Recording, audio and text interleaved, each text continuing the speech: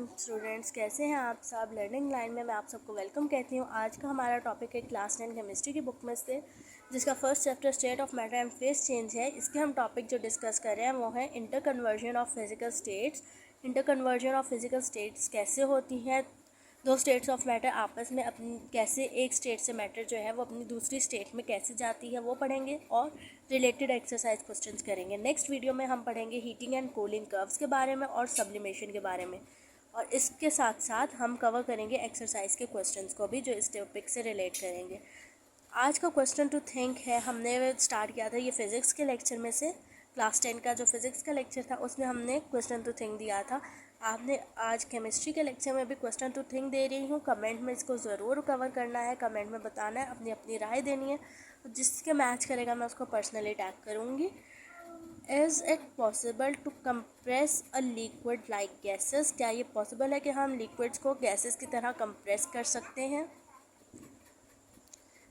अच्छा, अब यहाँ पर एक क्वेश्चन जो हमने छोड़ा था पीछे ट्रिक में, वो ये था, is the average kinetic energy possessed by the particles of gases and a liquid same at a same temperature? No, kinetic energy जो गैसेस की है वो लिक्विड से कम हो सकती है। क्यों?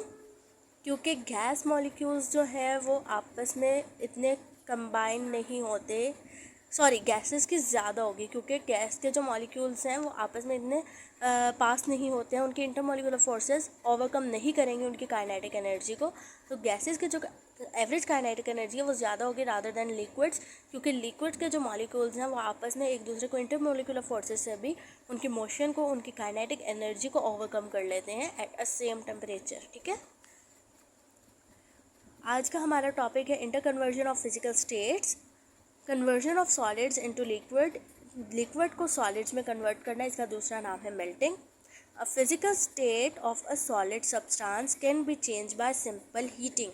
फिजिकल स्टेट किसी भी सॉलिड सब्सटेंस की चेंज हो सकती है आम तौर पे और सबसे आसानी से उसको हीट करके। ठीक है, heat increase the kinetic energy of a particle. Heat से क्या होता है, काइनेटिक एनर्जी पार्टिकल्स की इंक्रीज हो जाती है एंड दे स्टार्ट वाइब्रेटिंग, और उनकी वाइब्रेशन बहुत ज़्यादा हो जाती है at high frequency. At a particular temperature their vibrational motion become so fast that it overcome cohesive forces. Cohesive forces मतलब उनकी इंटरमोलिकुलर फोर्सेस को वाइब्रेशनल मोशन जो है वो ओवरकम कर देती है। As a result, solid starts melting at this temperature is called melting point. और वो टेम्परेचर जहाँ पर सॉलिड मेल्ट होना स्टार्ट होगा उसको हम कहेंगे melting point of a solid. At the melting point, the particles of solid not only lose their mean position, melting point पे क्या हो रहा है, जो सॉलिड्स के पार्टिकल्स हैं वो सिर्फ अपनी मीन पोजीशन को छोड़ नहीं रहे होते, but the arrangement as well, उनकी अरेंजमेंट भी डिस्टर्ब हो रही होती है। The solid collapses and turns into a liquid, solid जो है वो टर्न हो जाता है लिक्विड्स में। Heating a solid below its melting point, solids को हीट करना उसके मेल्टिंग पॉइंट से नीचे increase its kinetic energy and temperature, increase करेगा उसकी काइनेटिक एनर्जी और टेम्परेचर को। That weakens the force of attraction between its particles, जिससे क्या होगा, फोर्स ऑफ अट्रैक्शन उनके पार्टिकल्स में कम हो जाएगी। और अगर हम उसी हीटिंग पे उसके मेल्टिंग पॉइंट वाले टेम्परेचर से कम हीटिंग पे उसको कंटिन्यूस हीट करते रहेंगे तो क्या होगा, further heating the solid after it has started melting, फिर क्या होगा कि सॉलिड जो है वो स्टार्ट हो जाएगा मेल्ट होने में। Does not increase its temperature, चाहे हम उसका टेम्परेचर अब इंक्रीज ना करें, उसका जो अपना टेम्परेचर है वो भी अब इंक्रीज नहीं होगा। क्यों? क्योंकि instead all the heat energy provided at this moment, जितने भी हीट एनर्जी, जितना भी टेम्परेचर हम प्रोवाइड कर रहे हैं उसको इस मोमेंट पे, is utilize to convert the solid into a liquid.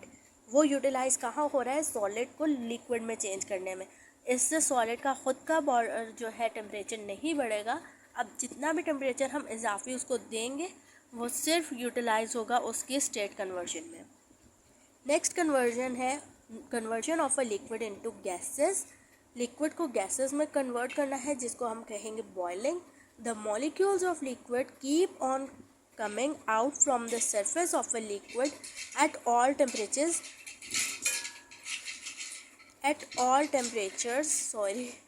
and such an escape of molecules from surface is called evaporation.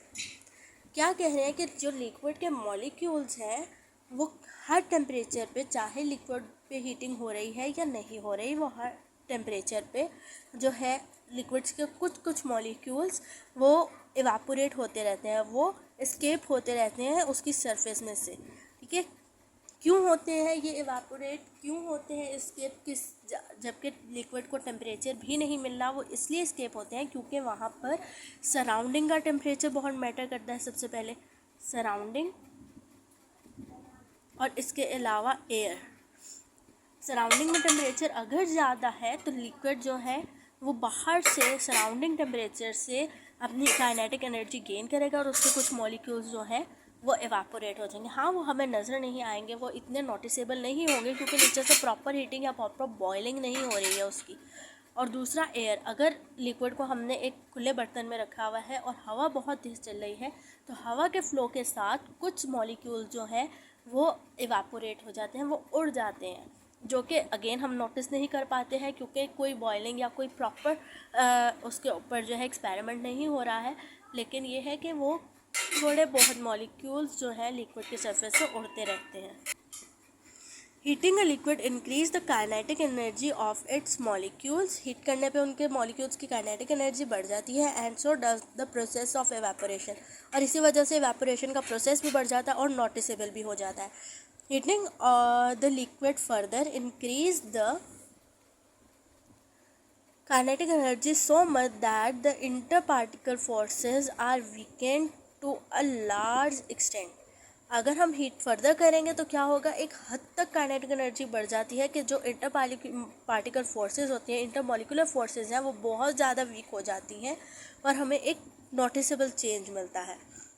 Eight this point the bubble start coming up of the liquid, bubbles आ जाते हैं liquid के ऊपर, and a rapid pace, और एक बहुत तेज़ी से बबल्स बनना शुरू हो जाते हैं। सबसे पहले छोटे छोटे बबल्स अंदर ही अंदर लिक्विड्स के बनते हैं और फिर एकदम से बबल्स ऊपर की तरफ आना शुरू हो जाते हैं, सरफेस पे आना शुरू हो जाते हैं। At this stage if the vapour pressure of a liquid become equal to the external pressure. अब वेपर प्रेशर क्या है, जितनी तेज़ी से वो भाप की शक्ल में आ रहा है लिक्विड की, वो वेपर प्रेशर इक्वल हो जाती है एक्सटर्नल प्रेशर यानी एटमॉस्फेरिक प्रेशर से। यहाँ एक्सटर्नल प्रेशर से मुराद हमारा एटमॉस्फेरिक प्रेशर है। हमारा एटमॉस्फेरिक प्रेशर क्या मतलब है इसका और डिटेल में मैं आपको बताती हूँ। मतलब ये है कि हमारे जो एनवायरनमेंट है, हमारा जो सराउंडिंग है, उसके अंदर हवा का कितना दबाव है उसको कह रहे हैं। अगर लिक्विड का वेपर प्रेशर बाहरी हवा के दबाव से बराबर हो जाए तो वो लिक्विड वहाँ उस पॉइंट पे स्टार्ट हो जाता है बॉइलिंग करना। The temperature of a liquid at which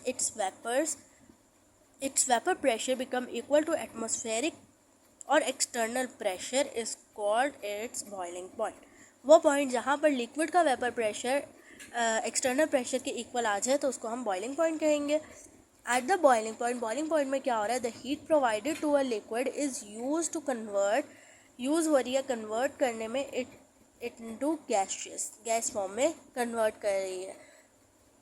and during this its temperature remain constant, और लिक्विड का जो टेम्परेचर है वो कांस्टेंट ही रहता है। सेम एज सॉलिड से जब हम लिक्विड में कन्वर्ट कर रहे थे, जब हम मेल्टिंग पॉइंट को अप्रोच कर लेते हैं तो इजाफी जितनी भी हीट होती है वो सिर्फ लिक्विड सॉलिड को लिक्विड में कन्वर्ट कर रही होती है। और यहाँ पर क्या हो रहा है, बॉइलिंग पॉइंट पे जब हम रीच कर रहे हैं तो इजाफी जितनी भी हम टेम्परेचर या हीट प्रोवाइड कर रहे हैं वो सिर्फ और सिर्फ यूज़ होती है लिक्विड को गैस में चेंज करने के, उससे लिक्विड का अपना टेम्परेचर नहीं बढ़ता है। In other words, the heat provided is used only to break the forces of attraction between its particles। वो यूज़ हो रही है फोर्सेस ऑफ अट्रैक्शन को ब्रेक करने के लिए। फोर्सेस ऑफ अट्रैक्शन ब्रेक हो जाएंगी तो ज़ाहिर है आराम से वो जो मॉलिक्यूल्स हैं वो वेपर्स में आ जाते हैं। नेक्स्ट है conversion of gas into its liquid. अब गैस को हम लिक्विड में कैसे कन्वर्ट करते हैं उस प्रोसेस को हम कंडेंसेशन कहते हैं। When a gas is cooled, जब गैस को ठंडा किया जाता है, the kinetic energy of a molecules decrease। Kinetic energy molecules की डिक्रीज हो जाती है क्योंकि हम उस गैस में से एनर्जी ले रहे हैं, हम उसको दे नहीं रहे। As a result the molecule come closer. इसका रिज़ल्ट क्या होता है कि जो मॉलिक्यूल्स दूर दूर थे काइनेटिक एनर्जी की वजह से, उनकी काइनेटिक एनर्जी जब कम होने लगती है वो आपस में क्लोज हो जाते हैं। At a suitable lower temperature, एक सूटेबल लोअर टेम्परेचर पे the increased attraction bring the molecule so close, इस कदर करीब आ जाते हैं that they are change into liquid form, कि वो चेंज हो जाते हैं लिक्विड फॉर्म में. This is called condensation.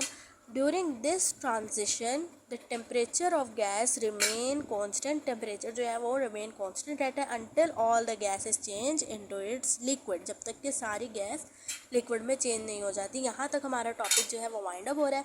अब यहाँ पर इसके कुछ डेफिनेशंस हैं जो बुक में प्रॉपर नहीं दी हुई, इनको मैंने लिखा है, तो आप यहाँ से नोट डाउन कर लीजिएगा. सबसे पहली जो आती है डेफिनेशन वो है मेल्टिंग पॉइंट की.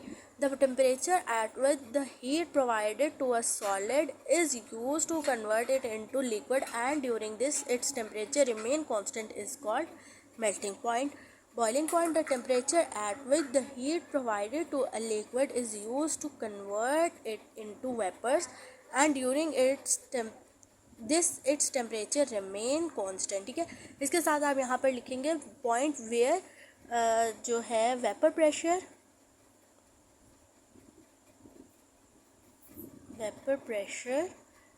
ऑफ लिक्विड इक्वल टू है एक्सटर्नल.